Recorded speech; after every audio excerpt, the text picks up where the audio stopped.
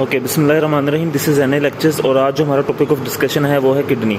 Kidney का हम model करेंगे। उसमें हम सबसे पहले किडनी को देखेंगे, देन एक लोब को देखेंगे, लोब को डिस्कस करेंगे एंड देन हम रीनल कॉर्पसल को डिस्कस करेंगे। ये हम 3 पार्ट्स को इंडिविजुअली डिस्कस करेंगे। सो सबसे पहले हम किडनी का ग्रोथ स्ट्रक्चर डिस्कस कर लेते हैं। ओके, सो सबसे पहले हम किडनी की कवरिंग देखते हैं। This is the renal capsule. ठीक है, रीनल कैप्सूल के आगे पेरी रीनल हमारे पास फैट होती है एंड देन रीनल फेशिया होता है। ठीक है, so this is the renal capsule. Then हम इसकी ओपनिंग को डिस्कस करते हैं। This is the renal hiatus. ठीक है, रीनल हियाटस को हम रीनल हाइलम भी कह सकते हैं। ओके, सो बेसिकली हम जो हियाटस होता है उसको हाइलम भी कहते हैं। Hilum is something different from the sinus. Sinus में बेसिकली क्या क्या चीज़ें आ जाती हैं? साइनस में आपका रीनल पेल्विस भी आ जाता है, आर्टरीज एंड वेन्स भी आ जाती हैं। ठीक है, सो ये this entry is the hilum और ये जो आगे जितना भी पोर्शन है ये हमारे पास साइनस कहलाता है। उसके बाद हम इसको इसका स्ट्रक्चर डिस्कस करते हैं। कोटेक्स। ठीक है, ये पेल कलर जितना भी स्ट्रक्चर है दिस इज द कोटेक्स। और आगे जितना भी हमारे पास रेडिश एंड रेडिएशंस जिस पे नज़र आ रही होंगी वो बेसिकली पोर्शन क्या होगा? मेडल्ला का होगा। मेडल्ला में हमारे पास कोनिकल प्रोजेक्शंस होती हैं which are called the pyramids, renal pyramids. ये आप देख रहे हैं, ये हमारे पास सेगमेंट्स बने हुए हैं कोनिकल शेप के। These are the renal pyramids. Renal pyramids के दरमियान आप पेल कलर देखेंगे। ठीक है, which is the continuation of the renal cortex.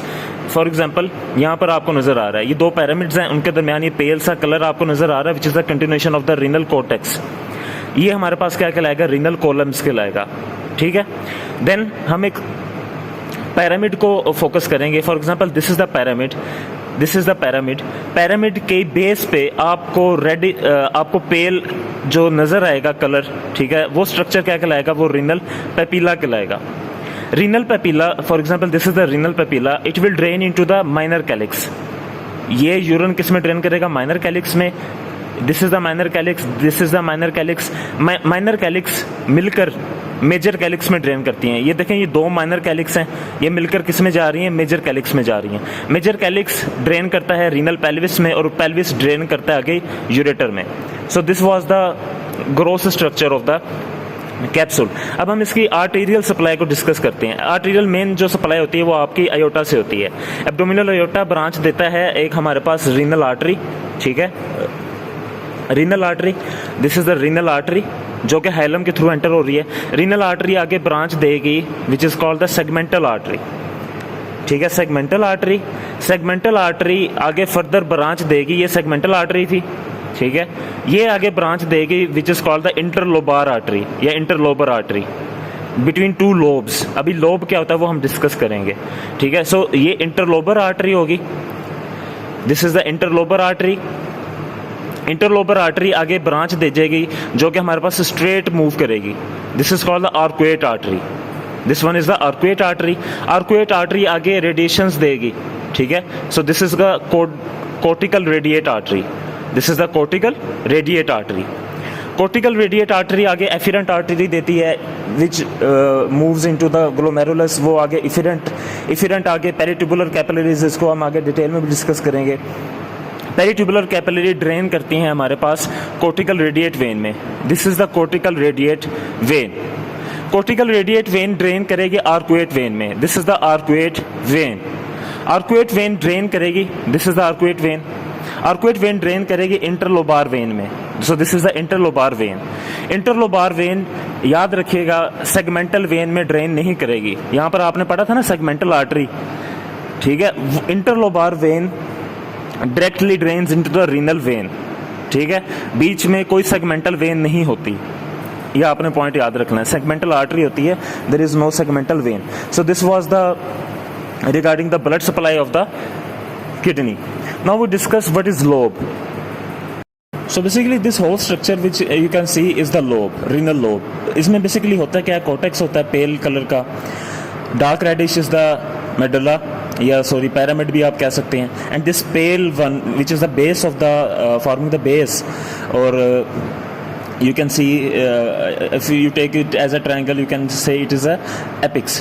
तो यहाँ पर हमारे पास ये रीनल पेपिला कहलाता है। ठीक है, ये सारा एक लोब कहलाता है। अब ये एक लोब है, इसके एडजेसेंट एक लोब पड़ा होगा तो उसके दरमियान जो आर्टरी जा रही होगी वो इंटरलोबर आर्टरी कहलाएगी। This is the interlobar artery. ये गई आगे इसने ब्रांच क्या दे दी, arcuate artery. Arcuate artery further move कर रही है upward, which is the cortical radiate artery. This is the cortical radiate artery. Cortical radiate artery आप फर्दर जरा जूम करेंगे तो कोर्टिकल जो रेडिएट आर्टरी है वो हमारे पास एक ब्रांच दे रही है। This one is the afferent arteriole, ठीक है, afferent arteriole which is going to the renal corpuscle. This is the renal corpuscle, ठीक है। अब यहाँ पर हम देख लेते हैं, ये एक एफिरेंट आर्टरी थी। ये बेसिकली हमारे पास ग्लोमेरुलस है, ठीक है। Glomerulus is the tuft of capillaries, ठीक है। इसको हम फर्दर ग्लोमेरुलस को भी डिस्कस करेंगे। वहाँ से बेसिकली आगे क्या निकलती हैं, efferent arteriole. For example this was the Bowman's capsule and renal corpuscle. तो ये एफिरेंट आई, एफिरेंट से क्या निकली, efferent. This one is the efferent. Efferent further हमारे पास ब्रांचेस दे रही है, ठीक है, which is the peritubular capillaries, ठीक है। इफिरेंट ने फर्दर क्या ब्रांचेस दी, पेरिट्यूबुलर कैपिलरीज की। अब जो पेरिट्यूबुलर कैपिलरीज हैं वो हमारे पास ड्रेन करेंगी इनटू द वेन। वेन कौन सी वाली, this is the cortical radiate vein. Cortical radiate vein हमारे पास ड्रेन करेगी into the arcuate vein which was moving horizontal. So एक याद रखें कि आर्कुएट वेन हॉरिजॉन्टल है और वो कोर्टिकल रेडिएट हमारे पास वर्टिकल है। सो कोर्टिकल रेडिएट ड्रेन करेगी आर्कुएट में, आर्कुएट ड्रेन करेगी इनटू द इंटरलोबर वेन में, ठीक है। तो अब मैं इसको जूम आउट करता हूँ। सो this was the blood supply at the level, at the microscopic level. अब हम नेफ्रॉन को डिस्कस करते हैं। अच्छा, एक और चीज़ इसमें रह गई विच इज़ अ वेजर रेक्टा। ये पेरिट्यूबुलर कैपिलरीज का नेटवर्क था, ठीक है। यहाँ पर एक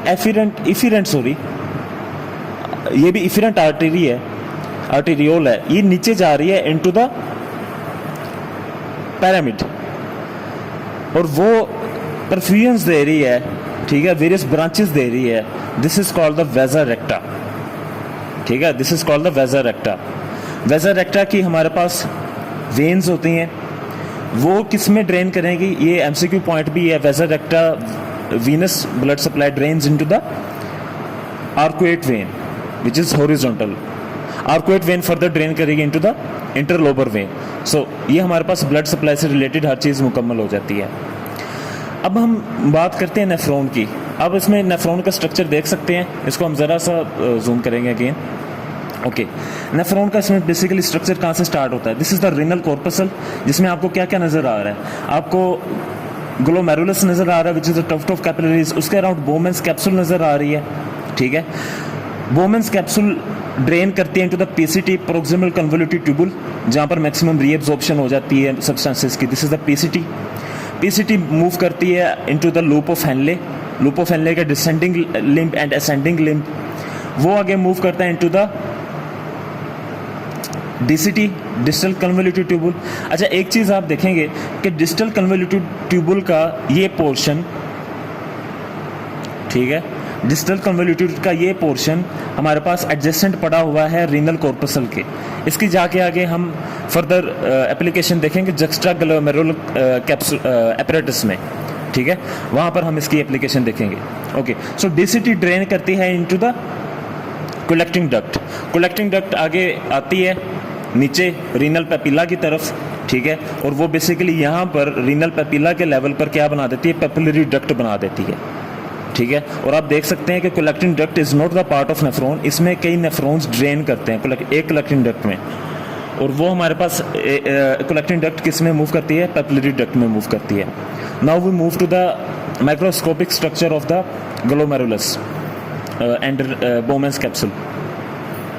So this whole structure you can see here is the renal corpuscle. Renal corpuscle में दो parts basically होते हैं हमारे पास, एक tuft of capillaries which is called the glomerulus और एक हमारे पास Bowman's capsule which is a cup shaped cavity made up of the cells. Okay, अब इसमें हमारे पास सबसे पहले हम इस पे फोकस करेंगे ग्लोमेरुलस पे। ये हमारे पास आर्टरी आ रही थी, arteriole into the glomerulus. This is the afferent arteriole. Okay, afferent arteriole आगे मूव करती है और बना देती है टफ्ट ऑफ कैपिलरीज।